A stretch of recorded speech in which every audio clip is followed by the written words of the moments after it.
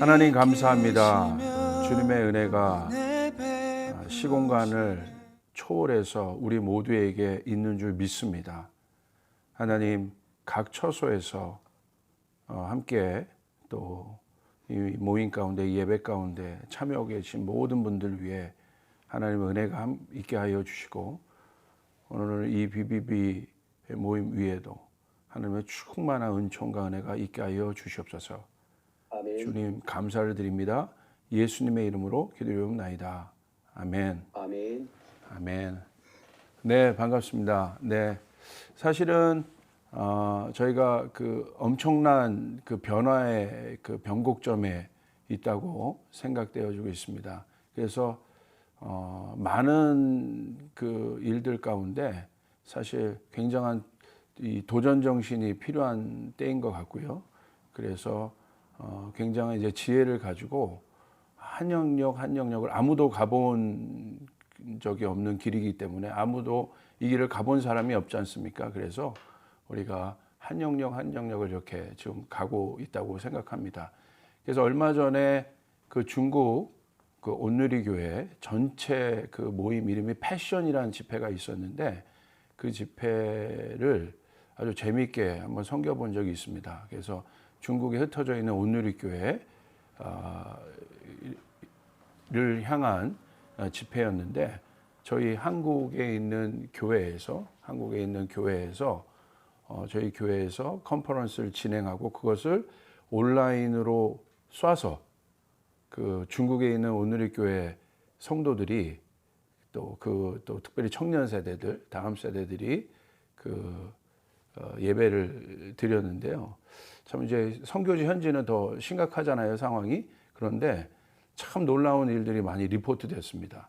뭐 예배를 드리는 가운데 성령의 역사가 참 많이 있었고요. 그래서 제가 그것을 보면서 이게 처음에 북경 온누리 교회 강보 목사님이 이걸 기획하실 때 이게 될까 싶었는데 실제적으로 그런 역사들이 일어난 것을 보고 이게 정말 이게 하나님이 시 공간을 초월해서 계시는구나, 그런 것들을 느꼈고, 국내에서는 이런 모임이 있을 수 있지만 이게 이 한국에서 이 예배를 쏴서 중국에서 그 예배를 드린 거죠, 실시간으로. 그래서 이게 저한테도 굉장히 이 사역의 패러다임이 바뀌는 그런 그 기회였습니다. 시간들이었고, 그래서 지금 저희는 다음 사역도 지금 생각하는 건 몽골 현지 교회들, 몽골 현지인 교회들과 저희가 네트워크되어 있는데, 또 한국에서 또 그 이원화된 여기서 또 컨퍼런스를 진행하지만 거기서 동시에 또 이게 언택트 컨퍼런스를 아마 저희도 또 생각하고 있고, 이게 가능하구나, 이런 생각들을 좀 했습니다. 요즘에 그러니까 오늘 제가 이 말씀드린 거, 오늘 그 예배드리는 모든 분들 가운데도 동일한 은혜가 있을 줄 믿습니다. 예, 아멘.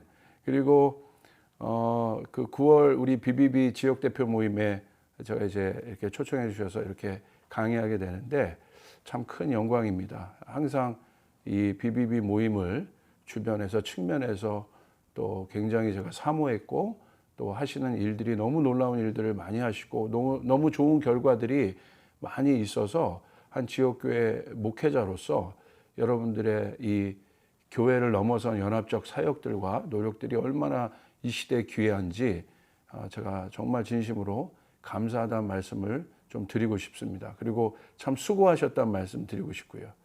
요즘 같은 세상 이렇게 다 심각하잖아요. 그래서 그 어떤 때보다도 이렇게 좀 기쁨이 필요한 때인 것 같습니다. 그래서 좀 여러분 좀 즐거움과 기쁨이 여러분에게 가득하길 바라고요. 제가 그 퀴즈를 하나 한번 내볼게요, 여러분. 한번 제가 들을 수는 없지만 한번 해보세요. 그 군만두 있잖아요, 군만두. 군만두가 영어로 뭘까요? 자, 막 번역들을 하고 계시죠, 군만두. 자, 군만두는 영어로 서비스입니다. 제가 이해가 좀 되셨죠? 군만두가 서비스래요. 그래서 한번 이게 심각한 거 아닌데 그래서 여러분 아마 이게 실시간으로 했으면 빵빵 터졌을 건데 그래서 예, 모였으면 예, 그렇습니다. 그래서 우리가 오늘도 그냥 제가 하여간 어떤 일이든지 여러분 웃을 일이 좀 많으셨으면 좋겠다. 그런 마음을 좀 드립니다. 제가 오늘 몇 가지 제가 나눌 주제들이 몇 가지가 있는데요. 첫 번째는 아무래도 코로나 사태니까 이 시대, 코로나 시대니까 이 시대가 의미하는 게 무엇인가 우리에게 그것들에 대해서 한번 간략하게 한번 정의를 해보고요. 두 번째는 자 그렇다면 우리가 이 새로운 시대에 어떤 마음으로 어떤 사역들을 우리가 좀 준비해야 되는가 한번 좀 나눌까 합니다. 그래서 저희가 지금 코로나가 진행된 이후에 지금 한 7개월, 8개월 가까이가 지나고 있는데 그래서 저도 고민이 많았어요. 자, 이 시대를 어떻게 좀 정의해 볼 수 있을까? 어떤 특성들이 있을까? 우리가 한번 이 시대를 좀 정의해 봐야겠다. 이제 한번 정의해 봐야겠다. 그런 생각이 있는데 제가 그 고민을 하다가 미국의 그 원로 목사님 중에 한 분이신 데이비드 제레마이어 목사님이 계세요. 데이비드 제레마이어 목사님인데 이분이 참 이제 많은 곳에 영향력을 주는 목사님인데 이분이 이 코로나 시대와 교회에 대해서 이렇게 좀 이렇게 정의하신 것들이 있는데 그것을 제가 좀 이렇게 좀 간략하게 먼저 좀 나눌까 합니다. 아주 참고가 될 것 같습니다. 지금 사실은 이 코로나가 사실 전염병이지 않습니까? 이 전염병이 사람들에게 거의 이제 재앙 수준으로 이게 오고 있고 그리고 또 이게 한 지역에서 국한된 것이 아니라 많은 영역에서 전 세계적으로 지금 일어나고 있는 일이어서 이 일들이 하나님의 정말 강력한 주권 속에서 진행되고 있는 것이라고 저는 개인적으로 믿고 있습니다. 하나 국한적으로인 것이 아니라 전 세계적으로 동시다발적으로 아무도 예상 못한 시점에 이것이 이루어진 것이기 때문에 참 그런 생각들을 해봅니다. 특별히 누가 생각해도 마지막 때에 대한 생각들을 안 할 수가 없을 것입니다. 지금 환경의 재앙 등 많은 곳에서 어려움들이 있잖아요. 또 특별히 한국 같은 경우는 또 교회나 또 성도들이 정말 얼마나 좀 어려운 시간도 좀 보내고 있습니까? 그러니까 굉장히 이 재앙과 환난과 어려움들이 막 일어나는데 이 일에 대해서 성경은 마지막 때에 분명하게 좀 이렇게 기록하고 있어요. 마지막 때에 어려움들과 환난들이 증가될 것이다.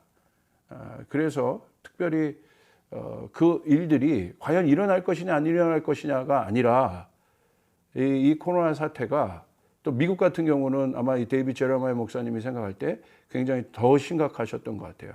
그래서 에스겔서 38장 22절에 보면 특별히 이 전염병의 영역에 있어서 이런 말씀들이 기록되어 있습니다. 내가 또 전염병과 피로 그를 심판하며 쏟아지는 폭우와 큰 우박덩이와 불과 유황으로 그와 그 모든 무리와 함께 있는 많은 백성에게 비를 내리듯 하리라. 그러니까 마태복음 24장에 많은 이 마지막 때의 어려움의 어려운 재난과 환난에 대한 사인들이 많이 있는데 자, 그 일들이 일어날 것이냐라고 생각할 때 특별히 이 전염병의 영역에서 생각할 때 구약에서 이런 일들이 실제적으로 있었죠. 전염병과 피로 그를 심판하며 쏟아지는 폭우와 큰 우박덩이와 불과 유황으로 그와 그 모든 무리와 그와 함께 있는 많은 백성에게 비를 내리듯 하리라.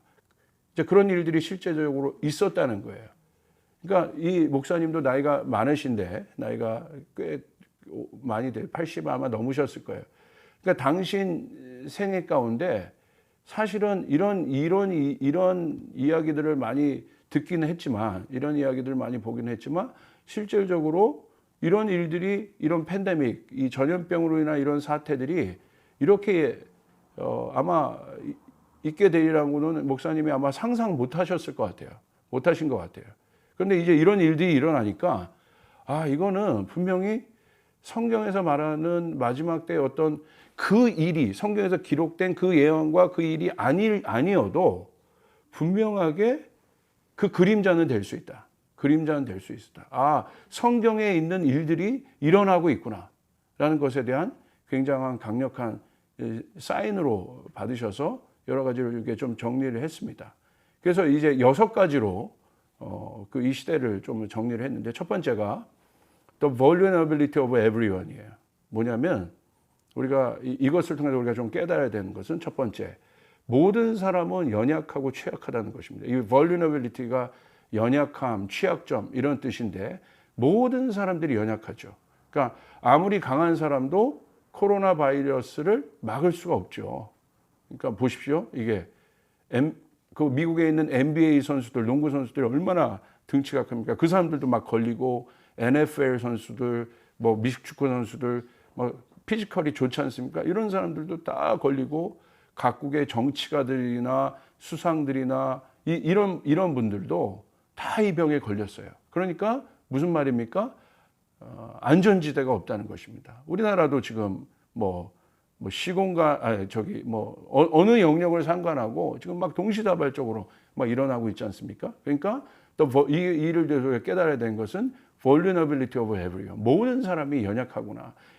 여기에는 뭐 가난한 사람, 부자, 권력자, 권력이 있건 없건 이것도 상관없는 거죠. 그러니까 모든 사람들이 연약하다. 모든 사람들은 연약하다. 이것도 우리가 깨달을 수 있고요. 두 번째는 the credibility of the Bible이에요. 그러니까 아까 여러분에게 말씀드렸던 것처럼 이것이 credibility가 신뢰지 않습니까? 성경에 대한 신뢰입니다. 우리가 성경에서 있었던 일들이 일어나는구나, 진짜. 성경에 대한 마지막 환난의 때 일어날 일에 대한 그림자를 지금 보여주고 있는 것입니다. 코로나 바이러스가 마지막 때의 사인인지 아까 여러분에게 말씀드렸죠. 확실하지는 않지만 아까 에스겔서 38장 22절에 있었던 것처럼 아니면 다른 성경 말씀에 있었던 많은 그런 일들이 있잖아요. 그 일들이 그 역병과 재앙들이 실제적으로 일어났구나. 그러니까 이 일들은 성경에 대한 확신을 갖게 한다. 우리로 하여금. 그래서 특별히 마지막 때 일어날 일들에 대한 성경의 기록들에 대한 확신을 우리에게 이 성경에 대한 확신을 우리에게 보여준다라는 것을 이야기하고 있습니다. 세 번째는 the uncertainty of life입니다. 그러니까 그 불확실성이죠, uncertainty가. 그러니까 삶의 불확실성. 인간의 삶은 불확실하다는 것입니다. 그래서 아무도 여러분 코로나 바이러스를 예측한 사람이 없죠. 어떤 사람도 예측하지 못했죠. 날고기는 경제학자, 미래학자 어떤 사람도 여러분 이 일들 예측한 사람이 없습니다. 그래서 인생을 확신할 수 있는 사람이 없다는 것입니다. 모든 인생은 어떻게 존재하느냐? 불확실하게 존재한다는 것이에요. 그러니까 어떠한 확실한 계획도 없습니다. 그래서 이 불확실성은 오히려 우리가 하나님을 의지할 수 있는 가장 확실하고 중요한 장소가 되고 있다는 것이에요. 역설적으로요. 이건 굉장히 중요한 것이죠. 그래서 여러분 시편 39편 5절에도 보시면 주께서 나의 날을 한 뼘 길이만큼 되게 하심에 나의 일생이 주 앞에는 없는 것 같사오니 사람은 그가 든든히 서 있을 때에도 진실로 모두가 허사뿐이니이다 라는 말씀이 있습니다. 잘 기억해 보시고요. 네 번째는 the scarcity of hope예요. 이 scarcity는 이 부족함이란 뜻이거든요. 그러니까 모든 사람들이 희망이 있어요. 희망을 원해요. 근데 이 인간의 희망이 완전하지 않다는 것입니다. 사람의 소망은 우리가 이 소망을 갖는다는 것은 그 소망이 우리에게 어떤 완전한 솔루션을 줄 거라고 희망을 해요. 그래서 희망을 하잖아요. 이 질병도 그렇잖아요. 어려움이 있어요. 그래서 예를 들어서 예전에 있었던 많은 여러분 질병들을 보십시오. 말라리아도 있고 그런 질병도 있는데 그 대안으로 치료제가 나오긴 하지만 그 치료제가 100% 모든 사람을 완치시키지는 않는다는 거예요. 효능은 있지만 완전하지는 않는다는 것입니다. 그래서 사람에게 완전한 소망을 줄 수 있는 것은 없다. 그러니까 우리가 희망을 갖긴 하지만 그 희망이 완전한 희망은 아닙니다. 그러므로 사람의 소망은 언제나 부족함이 있다는 것을 우리가 이해해야 된다는 것이죠. 그래서 이때 우리가 또 깨달아야 된 것은 우리의 소망이 주님 안에서만 안전할 뿐이라는 것을 우리가 알아야 돼요. 히브리서 6장 19절에도 우리가 이 소망을 가지고 있는 것은 영혼의 닭 같아서 튼튼하고 견고하여 휘장 안에 들어가나니. 그러니까 우리가 이 닻이라는 것은 이렇게 배를 안전하게 정박시키는 것이잖아요. 그러니까 우리의 소망이 성경 히브리서 6장 19절에 뭐라고 되어 있습니까? 우리의 소망이 영혼의 닭 같다. 어디에만 안정감이 있습니까? 우리 주님 안에 있다는 것이죠. 이것이 굉장히 중요하고요. 그리고 다섯 번째는 sufficiency of Jesus입니다.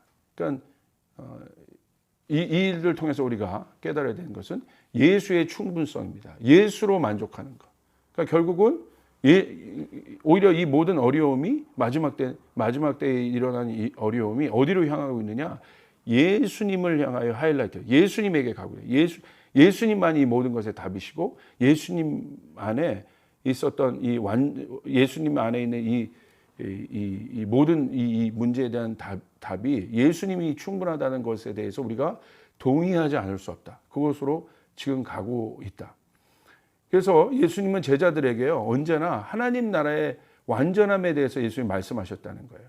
완전한 나라에 대해서 말씀하셨어요. 불완전한 나라가 아니라. 왜냐면요, 예수님이 말씀하신 것 중에 제자들의 이런 말씀이 있습니다. 요한복음 14장 1절부터 4절에 보시면 너희는 마음에 근심하지 말라. 하나님을 믿으니 또 나를 믿으라. 내 아버지 집에 거할 곳이 많도다.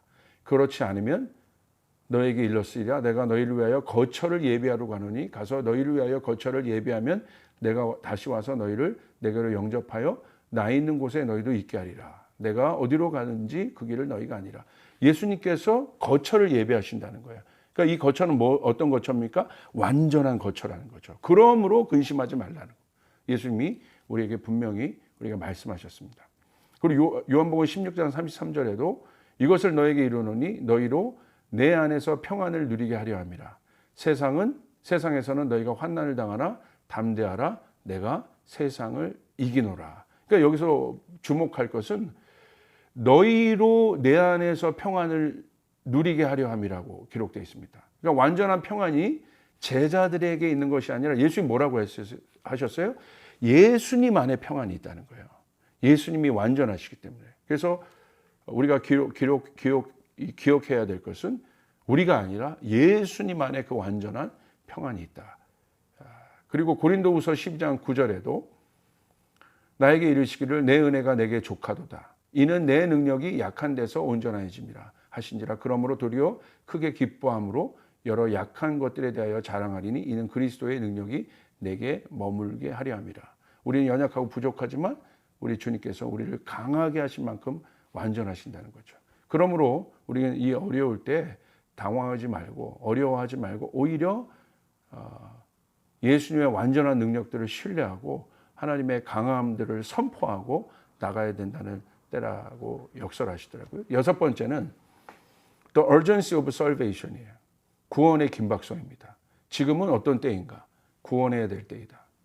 예수님은 지금 이 구원받을 때라 말씀하십니다. 바로 이 구원의 긴박성이 있을 때라는 사실을 우리가 명심해야 된다는 것입니다. 이것이 이 시대, 이 코로나 시대를 정의한 6가지 어떤 그 정의들이었는데 아마 한 주제를 한 띠들을 아마 깊게 토론하시고 깊게 공부하셔도 아마 굉장한 일들 어떤 것들을 아마 시대적인 많은 인사이트와 통찰력들을 아마 얻으실 수 있을 것입니다. 그래서 이 6가지 그 정의 지금 있고 있는 이 시대에 대한 6가지 정의들을 좀 여러분에게 말씀드렸고요.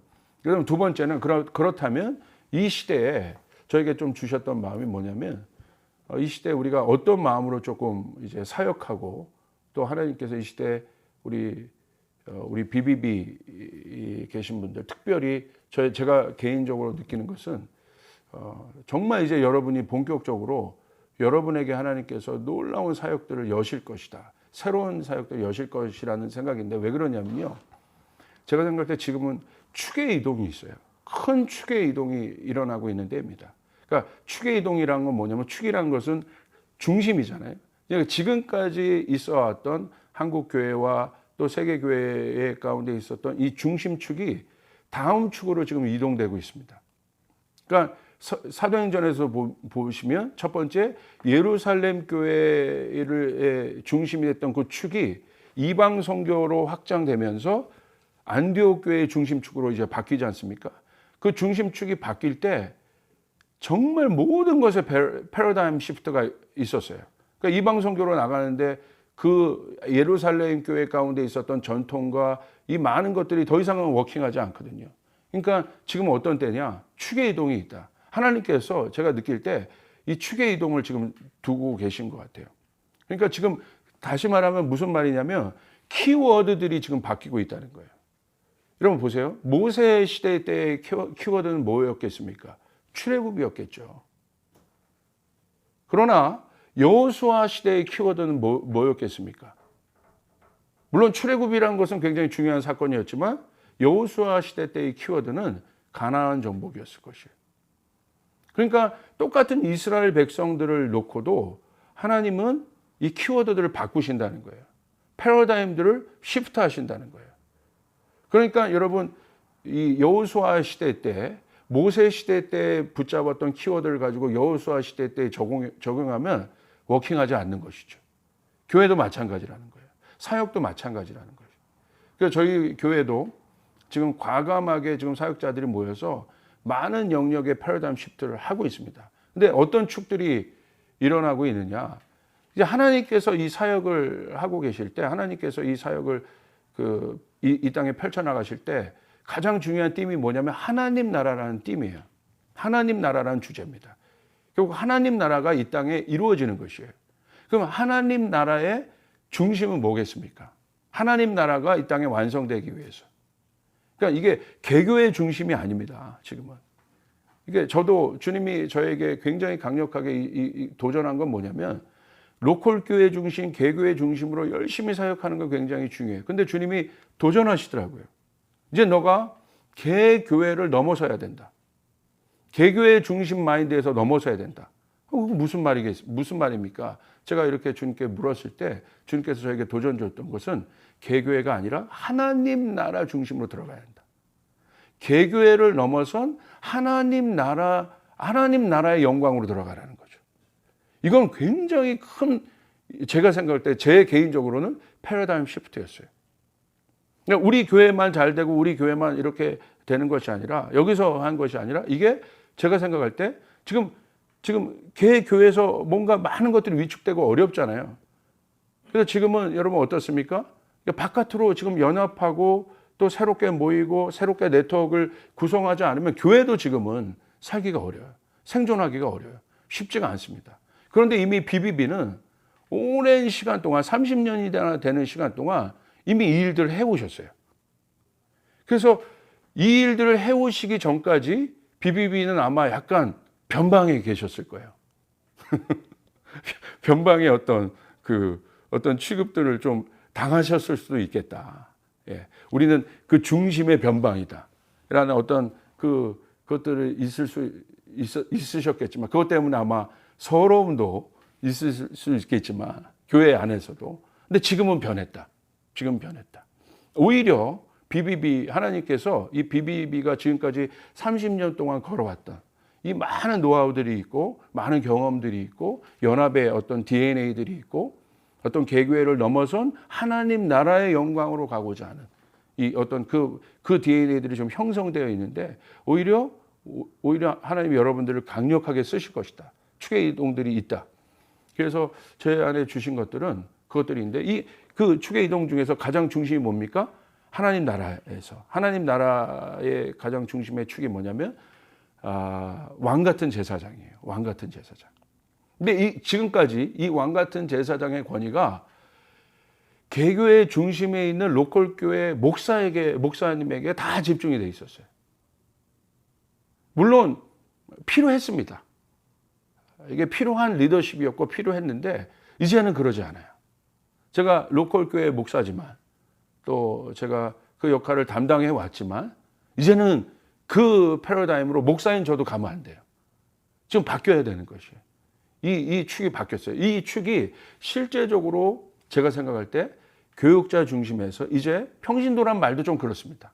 이제 주님께서 이 왕 같은 제사장의 사역을 본격적으로 지금 이제 모든 사람들에게 재배치시키고 있다.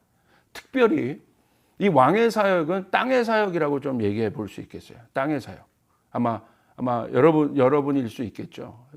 그리고 제사장의 사역은 아마 굳이 나눈다면 어떤 교육자들의 사역이라고 해볼 수 있겠습니다.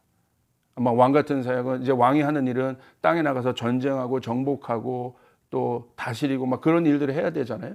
필드에서. 그러니까 제사장은 예배드리고 또 하는 일들이 좀 구분이 됐지 않습니까? 근데 이 모든 것들을 이제 특별히 이 왕의 사역에 대해서는 우리가 많은 이해가 있지만 이 제사장의 사역이 거의 이제 목회자가 그것들을 이제 중심으로 잡고 있었는데 제가 생각할 때는 이제 이 제사장 사역의 재배치가 있어야 된다. 제사장 사역이. 이제 이게 목회자의 점유물이 아니라 이제 이 제사장 사역의 재배치가 있어야 된다. 한번 생각해 보십시오. 이미 지금도 우리가 이 언택트 시대에 지금 이제 이 줌을 통해서 컨퍼런스를 하고 있잖아요. 그러니까 장소화 때 우리가 생각했던 모든 이 공간의 개념이 바뀌었다는 거예요. 그러니까 이미 시공간의 구분이 없어지고 있습니다. 그러니까 어느 때 어느 곳에든지 뭐 할 수 있어야 할 수 있게 됐고 또 할 수 있게 되어야 됩니다. 그렇기 때문에 이것이 그냥 로컬 중심의 건물 중심의 한 곳에서 한 장소에서 나왔던 어떤 사역들 또 지금까지 한국교회가 갖고 왔던 그런 사역들의 패러다임으로는 더 이상 갈 수 없을 것이다 라는 것이죠. 그렇기 때문에 그럼 이 제사장의 역할도 재배치가 있어야 된다. 이건 굉장히 아마 민감한 얘기일 수 있지만 저는 개인적으로 그렇게 생각합니다. 이 제사장의 사역에 강력한 재배치들이 있어야 한다.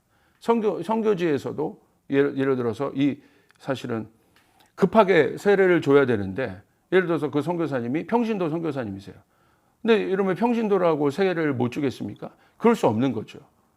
그러니까 이게 어떤 그 제사장들이 지금까지 갖고 있었던 어떤 이 제사장의 어떤 그 역할의 어떤 그 권위 있지 않습니까? 이 일들이 아마 급속도로 이제 성도들에게 가게 될 것이다. 그것에 대해서 우리가 깊은 이해가 있어야 된다.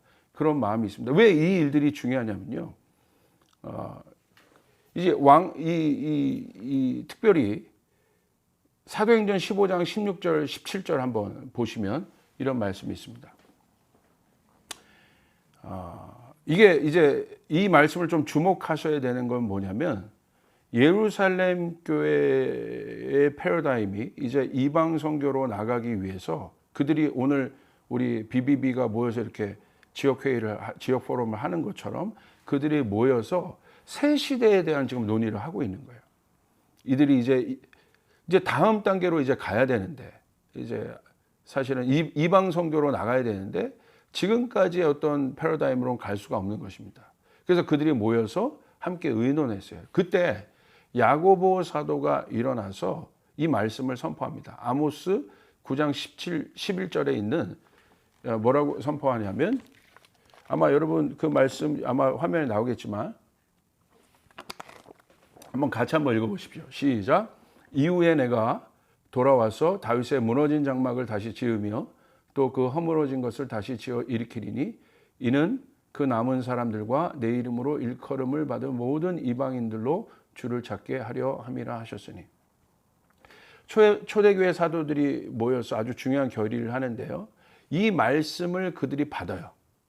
그러니까 이 말씀은 뭐냐면 그들이 이제 이방 선교를 향해 나갈 때 그들 앞에 닥치는 많은 파도들이 있어요. 이게 유대인 선교 안에 갇혀 있던 어떤 그 안에서도 어려웠지만 이제 정말 진짜 어려운 시대로 들어가게 되는 거거든요. 그들의 선교가 사역이.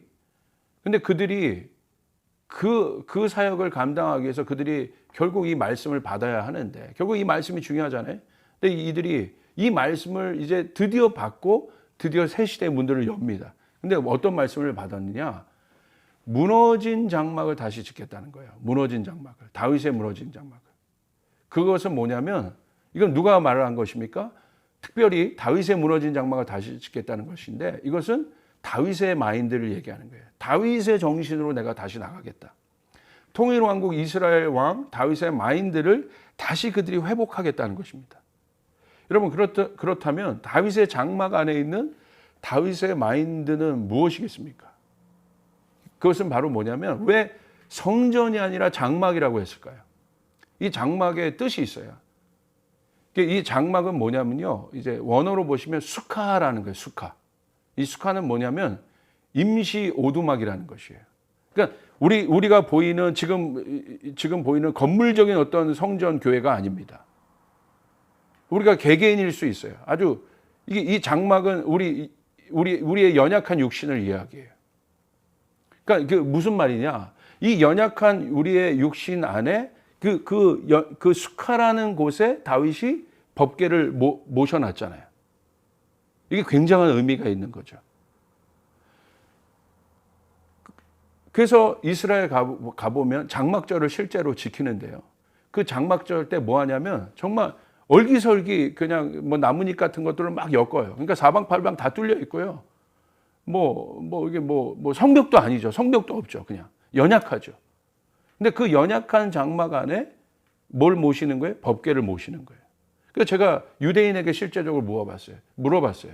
너희는 이 장막절을 지키면서 무슨 생각을 하냐? 그랬더니 그런 생각을 한대요. 이것은 우리가 연약할 때 하나님은 강하시다. 그러니까 우리의 육신은 연약하지만 바로 그때 하나님이 강하시다. 그러니까 다윗의 나라가 얼마나 강력했습니까? 하나님 나라가 얼마나 강력하게 확장됐습니까? 그 엄청나게 강력하게 확장된 그 통일왕국 이스라엘, 그 중심 안에 다윗이 있었고 다윗의 중심 안에 뭐가 있었냐면 그 다윗의 장막이 있었다는 거예요.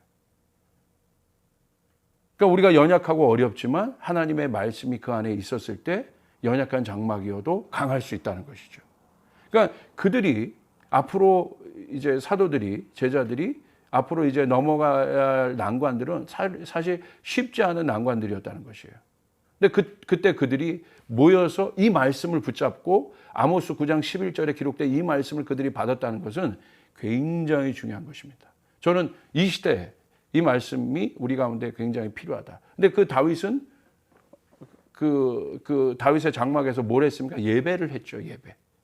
그러니까 그가 왕이었지만 그가 제사장으로 하나님 앞에 예배를 드렸다는 거예요. 그러니까 사실 왕 같은 제사장의 모습이 그 다윗을 통하여 이미 보여진 것이죠. 그러니까 여러분 왜 이 제사장의 사역이 중요하냐면요. 사실 왕의 사역은 땅의 역사들, 땅의 사역들이라면 제가 말씀드렸죠. 제사장의 사역은 하늘의 사역인 것이에요. 하늘의 사역은 무엇입니까? 그러니까 성경에서 뭐라고 표현되어 있냐면 그것을 열쇠라고 표현했습니다. 계시록 1장 17절 18절에도 여러분 이런 말씀이 있죠. 내가 볼 때에 그의 발 앞에 엎드려 죽은 자 같이 되매 그가 오른손을 내게 얹고 이르시되 두려워하지 말라 나는 처음이요 마지막이니 곧 살아있는 자라. 내가 전에 죽었노라 볼지어다 이제 세세토록 살아있어 사망과 음부의 열쇠를 가졌다. 자, 계시록 3장 7절에도 빌라델비아 교회 사자에게 편지하라. 거룩하고 진실하사 다윗의 열쇠를 가지시니 곧 열면 닫을 사람이 없고 닫으면 열 사람이 없다. 그러니까 여러분 그 베드로의 고백 이후에도 교회 위에도 하나님께서 열쇠를 주셨죠. 그러니까 열쇠의 기능은 무엇이겠습니까? 닫힌 것을 여는 것이고 그리고 열린 것을 닫게 하는 것이에요. 그러니까 무엇을 열겠습니까? 천국을 열고 지옥의 권세를 닫는 것이죠. 축복의 문을 열고 능력의 문을 열고 저주의 문을 닫는 것이죠. 이것이 바로 제사장의 사역이었어요.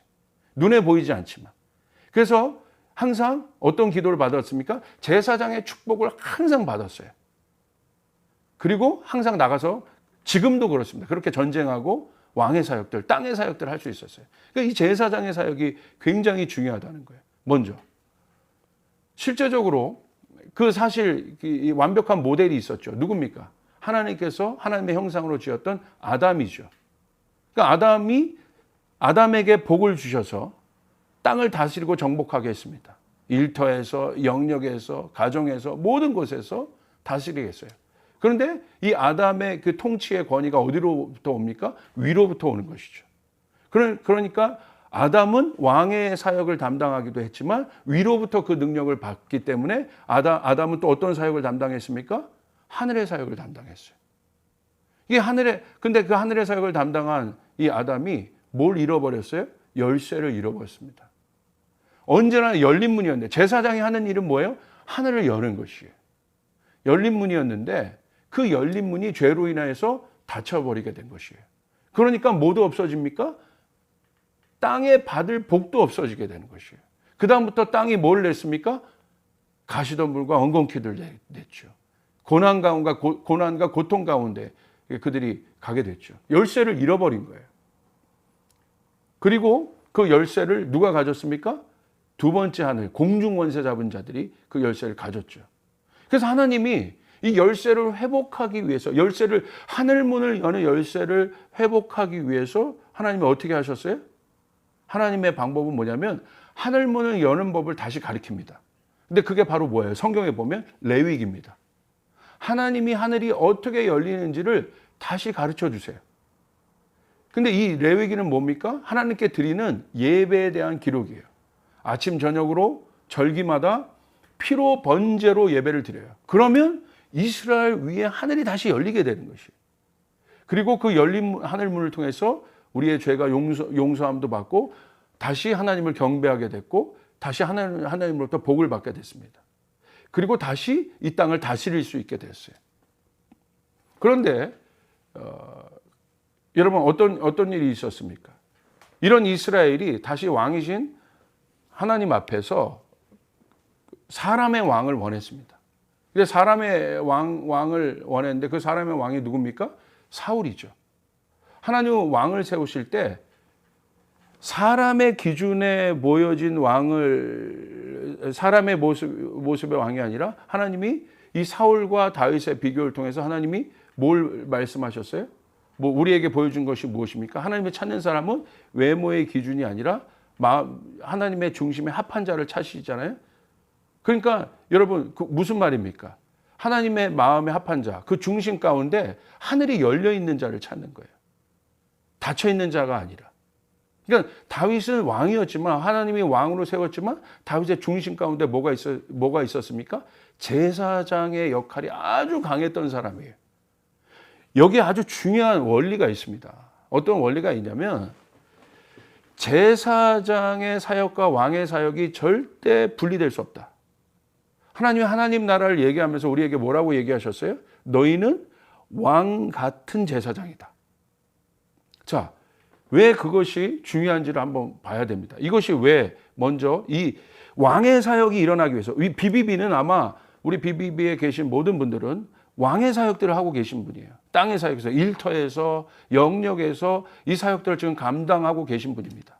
그런데 이제 이 사역을 여러분이 감당하기 위해서 지금까지는 어떤 시스템들을 받았냐면, 또 이 제사장 사역을 감당하시는 목사님에 가서 축복도 받으시고 또 그런 일도 하셨죠. 그런 일을 굉장히 중요시 여겼잖아요. 물론 굉장히 중요합니다. 이것이 아주 중요해요.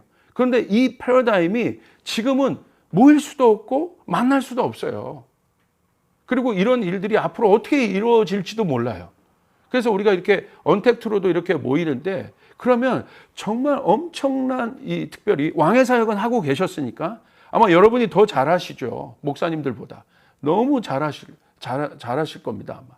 그런데 특별히 하나님 나라가 이루어지기 위해서 반드시 붙어야 되는 사역이 뭐냐면 이 제사장의 사역이 반드시 붙어야 되는데, 그리고 이 제사장의 사역이 먼저 일어나야 왕의 사역이 활발합니다. 순서가 있습니다.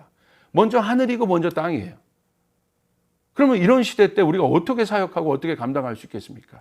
근데 여기에 성경적인 원리가 있는데요. 히스기야 때 그 일들이 일어납니다. 히스기야는 뭡니까? 왕이에요. 하나님의 나라는 왕이 다스리는 권능의 나라잖아요. 그런데 이 하나님의 나라, 왕이 다스리는 이 왕권의 통치가 이루어지기 위해서 먼저 회복돼야 되는 게 뭐냐면 제사장직이 회복돼야 됩니다.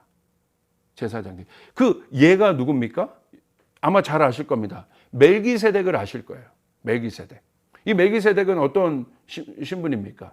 이 멜기세덱이 사실 예수 그리스도의 모형이죠. 멜기세덱은 살렘의 왕이었어요. 그리고 멜기세덱은 누구였습니까? 대제사장이었습니다. 그리고 아브라함이 이 멜기세덱을 만나서 축복을 받죠.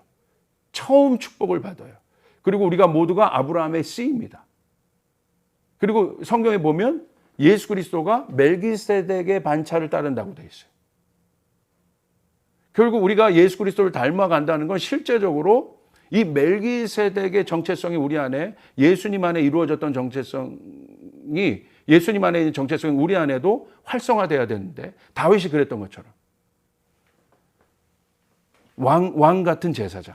근데 이 실제적으로 우리가 관심 있는 것은 이 왕의 권위가 활성화되기 위해서, 왕의 복이, 땅을 다스리는 왕의 복이 활성화되기 위해서, 여러분의 기업에서 여러분이 왕 같은 사역을 하실 텐데, 일터에서 이것이 활성화되기 위해서 어떤 일들이 일어나야 되느냐? 제사장직이 회복돼야 됩니다. 히스기야는 그것을 알았습니다. 역대하 29장 1절부터 11절에 보면 히스기야가 왕위에 오를 때 이렇게 기록되어 있어요. 그 왕위에 오를 때 그가 한 일이 뭐냐? 나이가 25세라. 예루살렘에서 29년 동안 다스리니라. 그의 어머니의 이름은 아비아요 스가랴의 딸이더라. 히스기야가 그의 조상 다윗의 모든 행실과 같이 여호와 보시기에 정직하게 행했죠. 첫째 해 첫째 달에 여호와의 전문들을 열고 수리하고. 주목하실 말씀이 4절입니다. 제사장들과 레위 사람들을 동쪽 광장에 모으고. 자, 왕인 히스기야가 회복한 게 뭐예요? 제사장직을 먼저 회복한 거예요. 그리고 5절 보십시오. 그들에게 이르되 레위 사람들아 내 말을 들으라. 이제 너희는 성결하게 하고 또 너희 조상들의 하나님 여호와의 전을 성결하게 하여 그 더러운 것을 성소에서 없애라. 11절도 보십시오. 내 아들들아 이제는 게으르지 말라.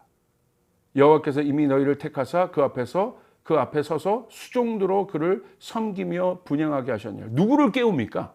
히스기야가 제사장을 깨워요. 왕이, 제사장이 타락해 있고 제사장이 움직이지 않고 이 일을 감당했던 이 제사장, 하늘 문을 여는 제사장들이 이 일들을 감당하지 못하니까 왕이 누구를 깨워요? 제사장들을 깨워요. 근데 왕 혼자 할 수 없다는 거죠. 반드시 제사장을 깨워야 된다는 것이에요. 깨웠어야 되는 것인 거죠. 이게 원리입니다. 역대하 29장 16절에도 이렇게 기록되어 있어요.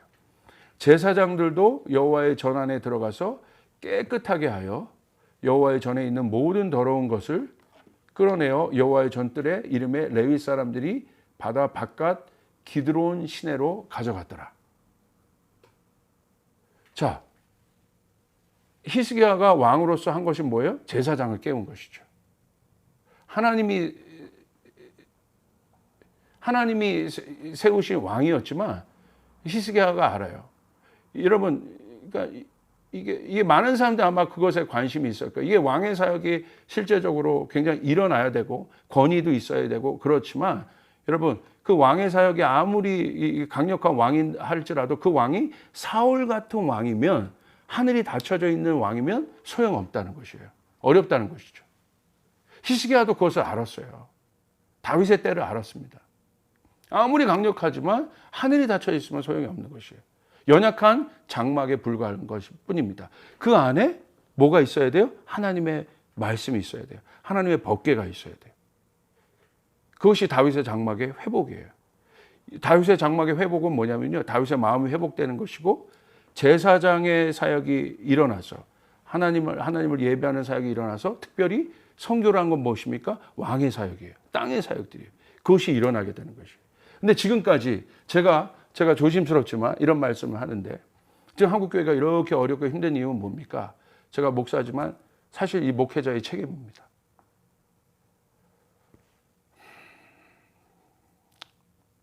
참 죄송해요. 많이 죄송해요. 우리 성도님들에게. 저희가 감당 못한 겁니다. 예. 저희가 너무 잘못했어요. 저희가 너무 잘못했고 성경대로 하지 않았고.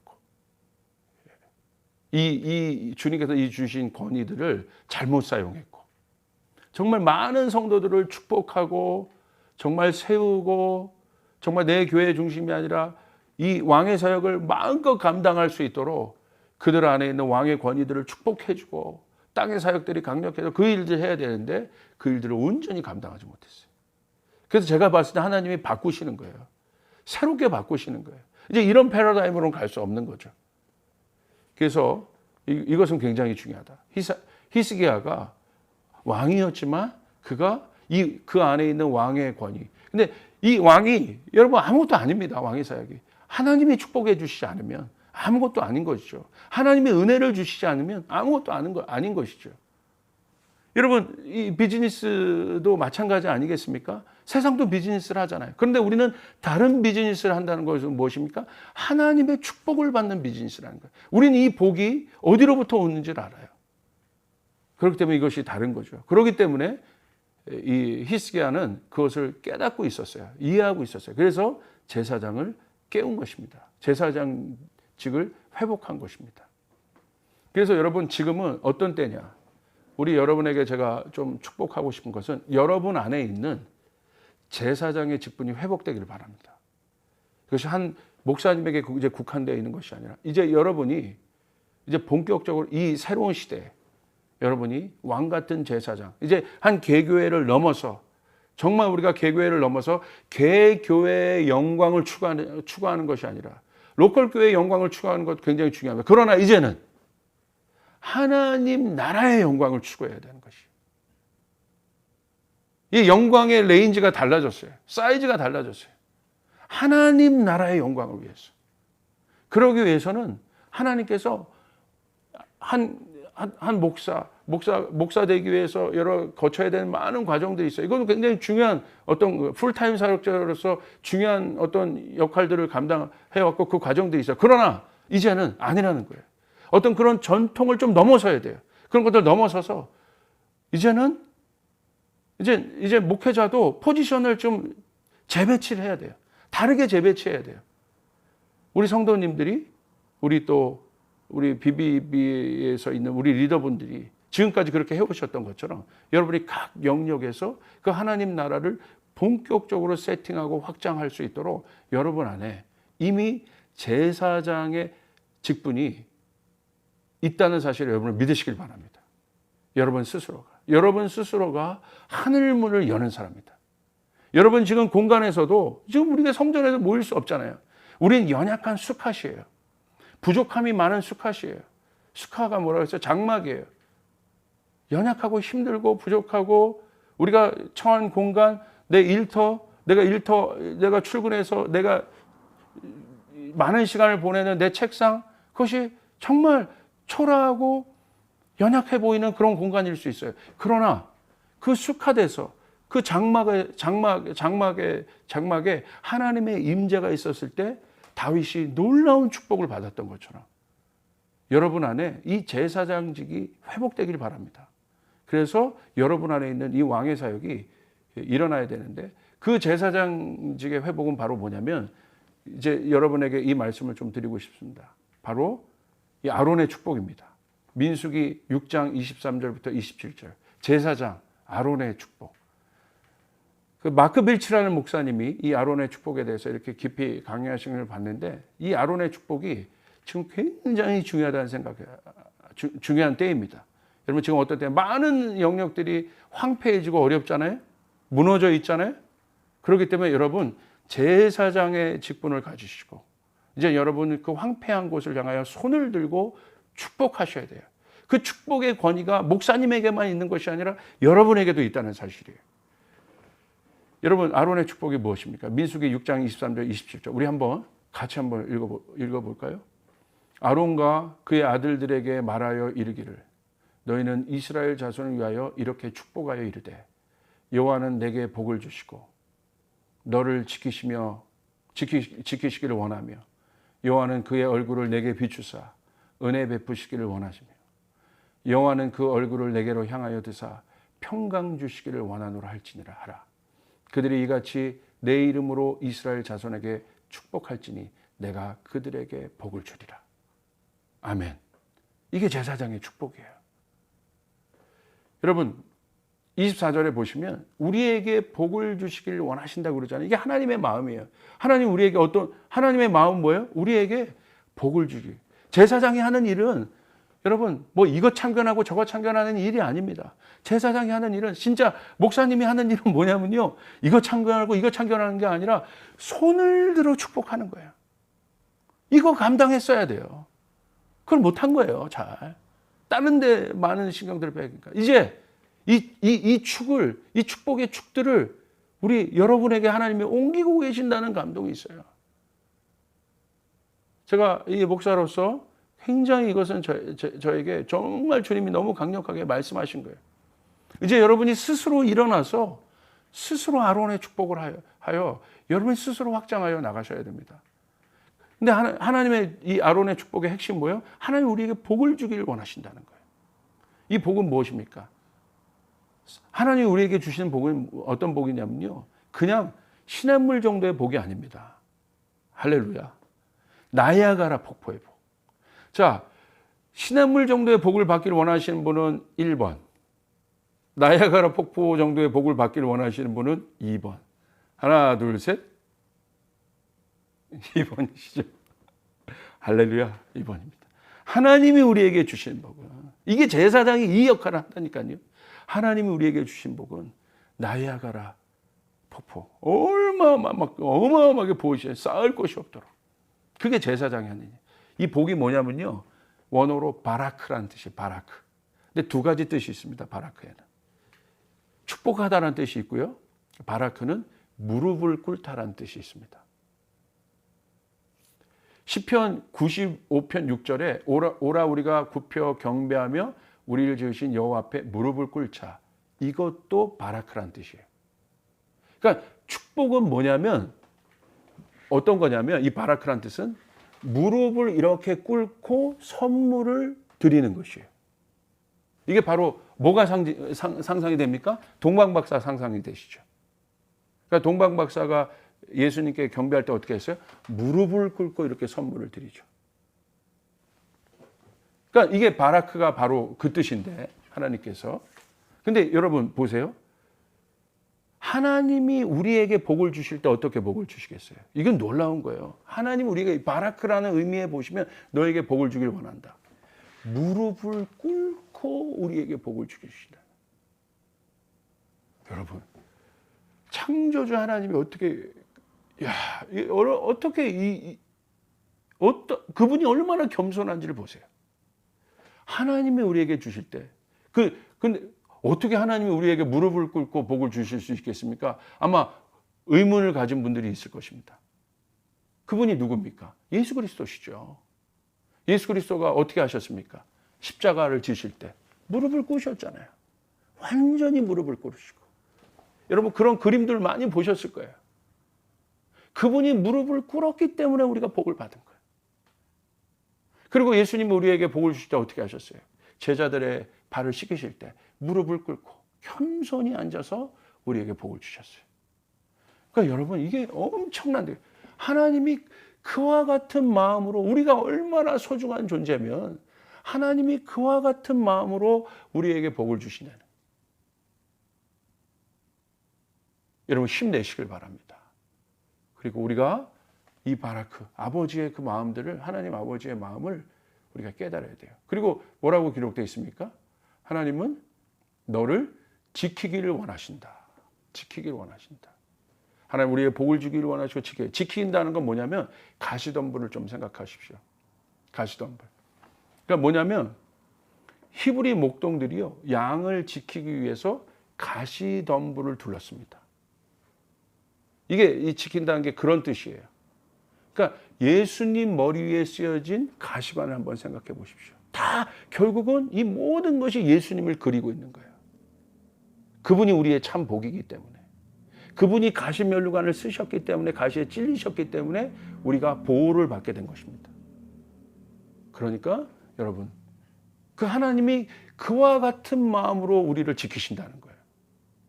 그리고 25절에 보시면 여호와는 그의 얼굴을 내게 비추사라고 돼 있어요. 근데 여호와는 그의 얼굴을 내게 비춘다는 건 뭐냐면, 이건 어떤 뜻이냐면, 주님의 얼굴을 비춘다는 것은 얼굴과 얼굴을 맞대고 우리와 눈 맞춤하신다는 거예요. 이게 아론이 이 제사장으로 일어나서 이 축복을 했잖아요. 엄청난 축복입니다. 이 민수기 6장의 이 축복이. 하나님의 이게 어떤 뜻이냐면, 하나님의 얼굴을 비춘다는 것의 반대는 무엇입니까?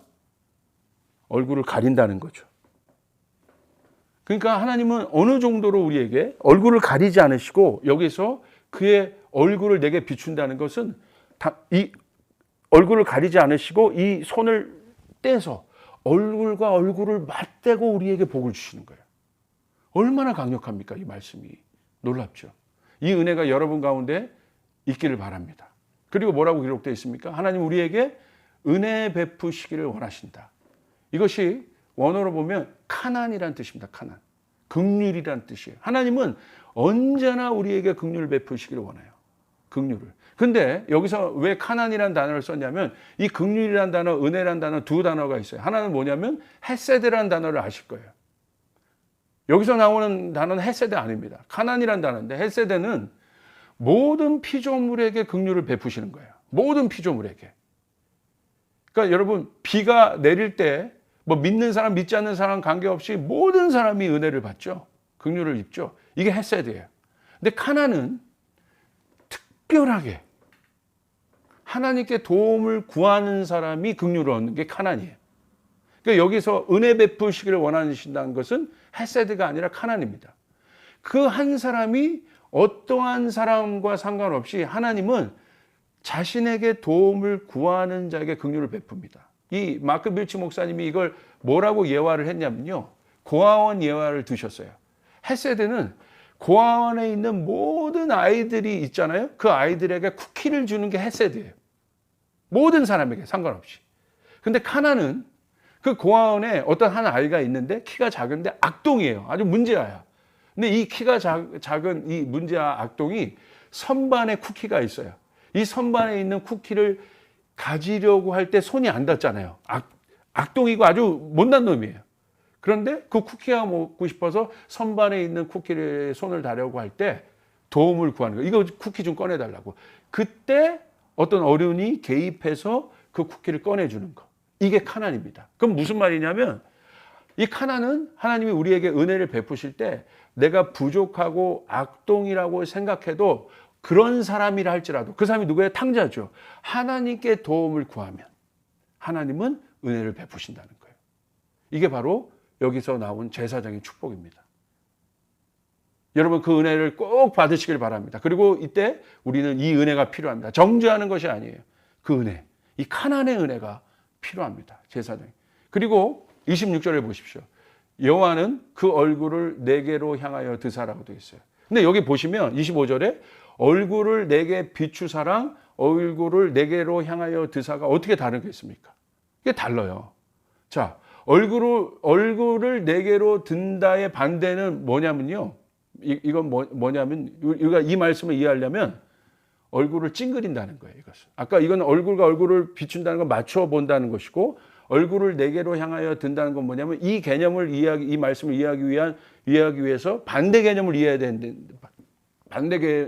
되는데, 그 반대는 뭐냐? 얼굴을 찡그린다는 것입니다.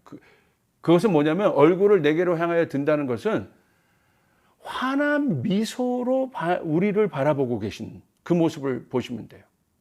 근데 하나님이 우리보다 높으신데 어떻게 얼굴을 들고 환한 미소로 우리를 본단 말입니까? 하나님 우리를 밑으로 봐야죠.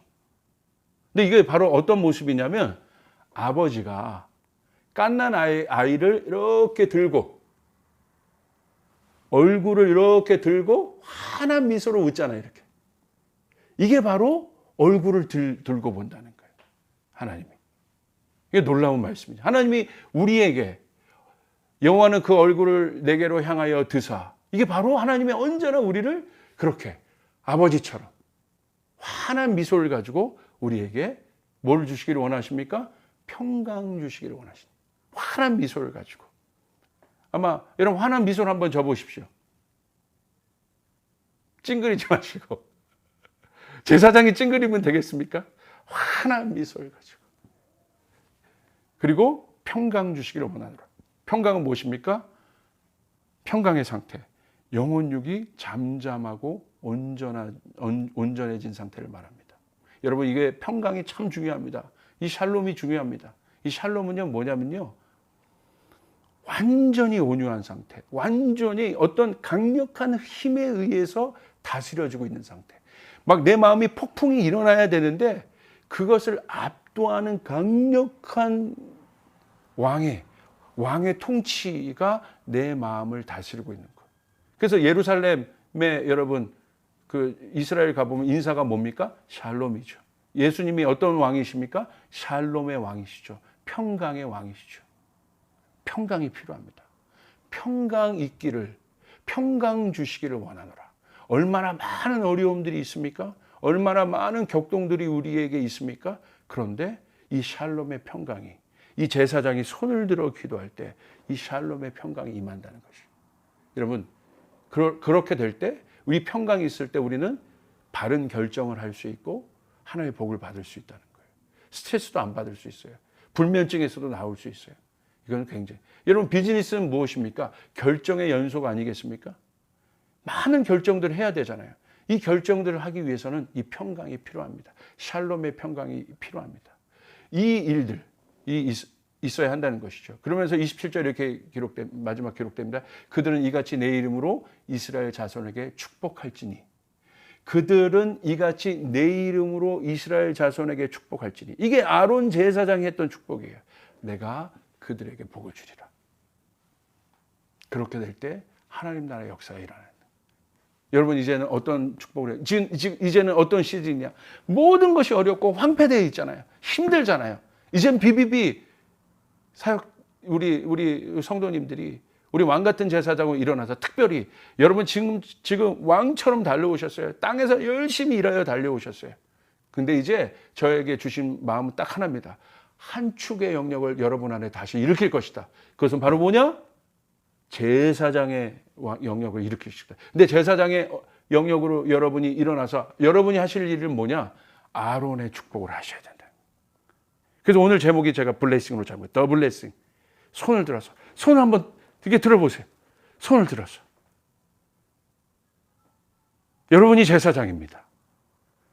우리 24절부터 27절까지 선포해 볼까요? 시작. 여호와는 내게 복을 주시고 너를 지키시기를 원하며 여호와는 그의 얼굴을 내게 비추사 은혜 베푸시기를 원하며 여호와는 그 얼굴을 내게로 향하여 드사 평강 주시기를 원하노라 할지니라 하라. 그들은 이같이 내 이름으로 이스라엘 자손에게 축복할지니 내가 그들에게 복을 주리라. 이것이 하나님의 마음이고 우리 제사장들이 선포해야 될 것입니다. 얼마나 많은 어려움들이 있습니까? 얼마나 많은 땅의 황폐함이 있습니까? 여러분, 이제 그 어떤 때보다도 손을 들고 이 말씀을 꼭 외우세요. 이 아론의 축복을 외우십시오. 그래서 여러분, 노래도요, 유튜브에 더 블레싱이라는 노래를 아마 아시는 분도 계실 거예요. 더 블레싱이라는 노래를 찾아보세요. 이 아론의 축복에 대한 노래예요. 지금 이게 외국 찬양이지만 지금 번역해서 많이 불려지고 있습니다. 지금 바로 그 시즌이란 감동. 오히려 굉장히 어렵고 힘든데 오히려 이 어려울 때 세상 사람들도 너무 힘들었잖아요. 어려울 때 내가 이제 우리 가정에서, 우리 일터에서, 또 우리 교회에서 이제 제사장으로 일어나서 여러분이 그 축복을 하시며 나갈 수 있는 여러분 되시길 바라고, 특별히 이것은 뭡니까? 내가 그들에게 복을 주겠다고 하신 이 복은 뭐냐면요, 오늘 여러분에게 왜 손을 들어 축복합니까? 이겁니다. 여러분에게 이 복을 인치시는 거예요. 아멘? 인치시는 것입니다. 인을 치시는 거예요. 너는 내 백성이다. 이스라엘은 내 백성이다. 내 백성은 이 축복을 받는 자들이다. 인을 치시는 것입니다. 여러분에게 이 인을 치시는 하나님의 축복이 우리 BBB 여러분에게 있기를 바라고, 30년 동안 너무 수고하여 달려오셨습니다. 그리고 정말 아까 저희가 옛날에 그 사경에 초청을 받았을 때 사실 여러분에게 꼭 하고 싶었던 말씀, 주님 주셨던 말씀이 있는데, 제가 모든 로컬 교회 목사님을 대신할 수 없지만 여러분에게 죄송한 마음들이 있어요. 그리고 박수 쳐드리지 못한 것, 그냥 변방의 하나의 어떤 것들로 그냥 여기게 했던 것, 이거 꼭 잘못을 이것에 대해서 목사로서 잘못을 구하라는 마음을 주셨어요. 그래서 오히려 이제 저도 바나바가 되어서 바나바가 바울을 세웠듯이, 요나단이 결국 다윗을 세웠듯이, 우리가 이제 저한테는 그 마음입니다. 이제 너는 다윗이 되지 마라. 바나바가 되어서 나의 종들을 세워라. 네가 이제 다윗이 되지 마라. 네가 이제 요나단이 되어서 나의 종들을 세워라. 자, 그 마음으로 이 설교를 준비했고요. 여러분에게 그 축복이 있기를 원하고, 먼저 우리 교회에서도 하지 않았던 설교입니다. 이제 이 설교 할 건데, 이 아론의 축복이 우리 BBB 여러분들에게 있기를, 이 제사장의 축복이 있어서 여러분 안에 있는 놀라운 일들이 일어나기를, 여러분의 일터와 모든 영역에 일어나기를 주님으로 축복합니다. 기도하겠습니다. 우리 한번 통성으로 한번 기도하겠습니다. 하나님, 이 제사장의 축복이 우리 안에 회복되게 도와주시옵소서. 그래서 우리가 왕 같은 제사장으로 일어나게 도와주시옵소서. 하나님, 내가 그 축복받는 자임을 알게 도와주시옵소서. 하나님, 우리 BBB 모든 성도님들을 격려해 주시옵소서. 그렇게 일어나게 하여 주시옵소서. 왕 같은 제사장으로 일어날지어다. 우리 한번 주님의 이름을 한번 부르고 선포하며 기도하며 나가겠습니다. 기도하겠습니다. 주여! 아버지 하나님, 이 시간 기도합니다. 우리 아버지 하나님 놀랍게 인도하여 주시고 도와주시고 하나님 함께하여 주시고, 우리 아버지 하나님, 우리 성도님들 가는 곳마다 있는 곳마다 놀라운 일들이 일어나게 도와주시옵소서. 하나님께서 우리에게 복을 주시고 은혜를 주시고 우리에게 평강을 주시고 그 모든 것을 주시기를 원하시는 그 하나님의 놀라운 은총이 우리 BBB에게 있게 도와주시옵소서. 지금까지 달려왔습니다. 수고하여 달려왔습니다. 아버지 하나님, 이제 새 문을 열어주시옵소서.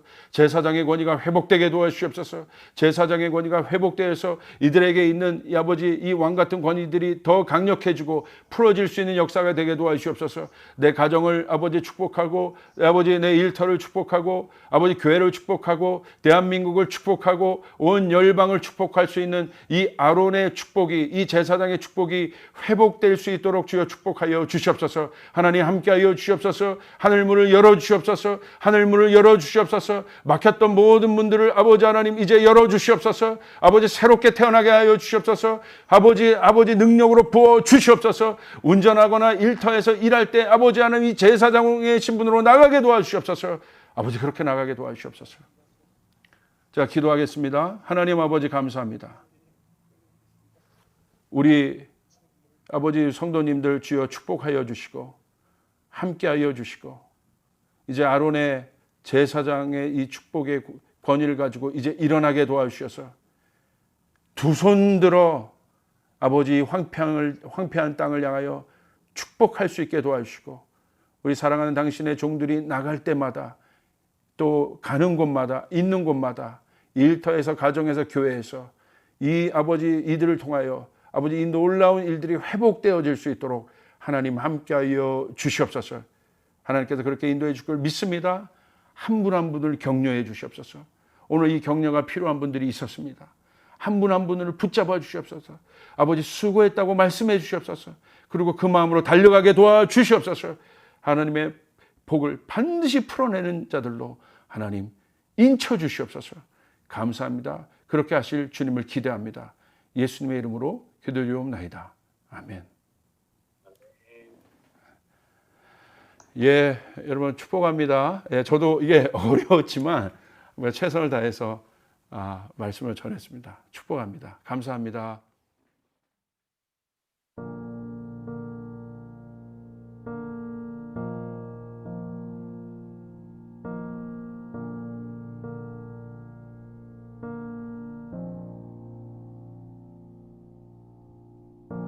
주 내게 복 주사 너를 지키시며 은혜 베푸시네. 주의 얼굴 널 향하사 평안 주네.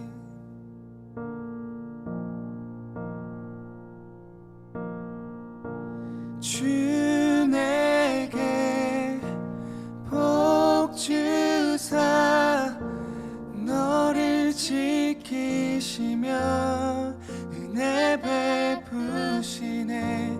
주의 얼굴 널 향하사 평안 주네.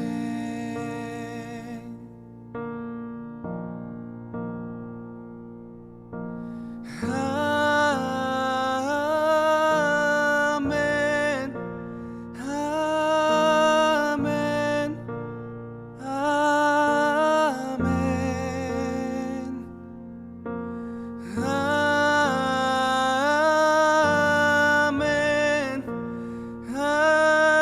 아멘 아멘 아멘.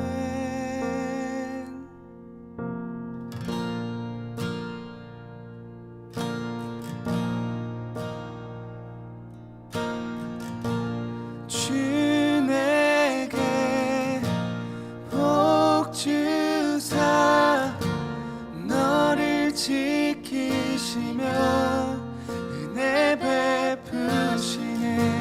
주의 얼굴 널 향하사 평안 주네.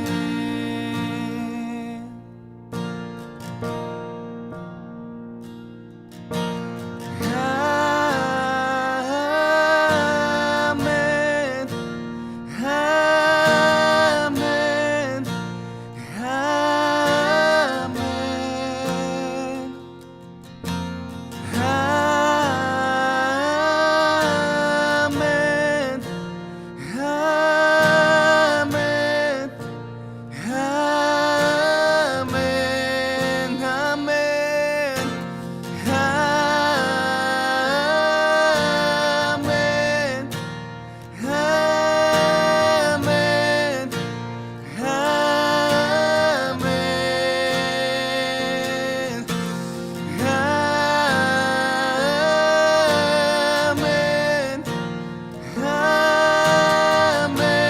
아멘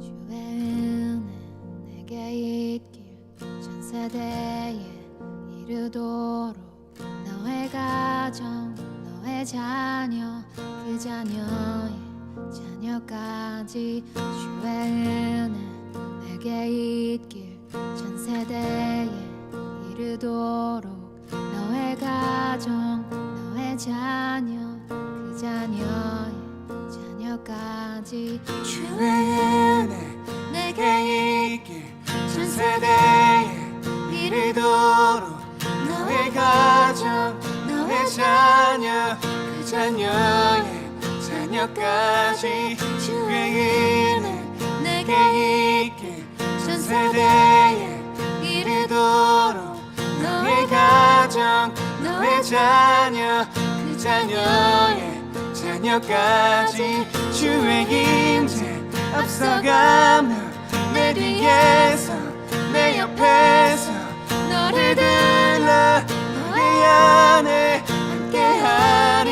함께하리 아침에도 저녁에도 들어오고 나갈 때도 슬플 때도 기쁠 때도 주님 너를 위하시네. 널 위하네 널 위하네 널 위하네 널 위하네 널 위하네 널 위하네.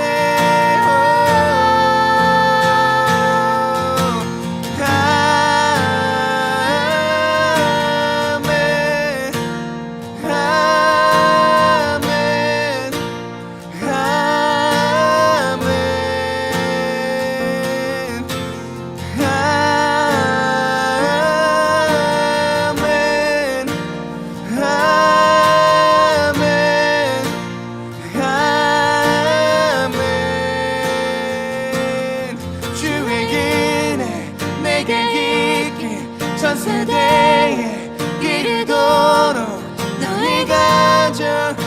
자녀 그 자녀의 자녀까지 주의 임재 앞서가며 내 뒤에서 내 옆에서 너를 들러 너의 안에 함께하리 아침에도 저녁에도 들어오고 나갈 때도 슬플 때도 기쁠 때도 주님 너를 위하시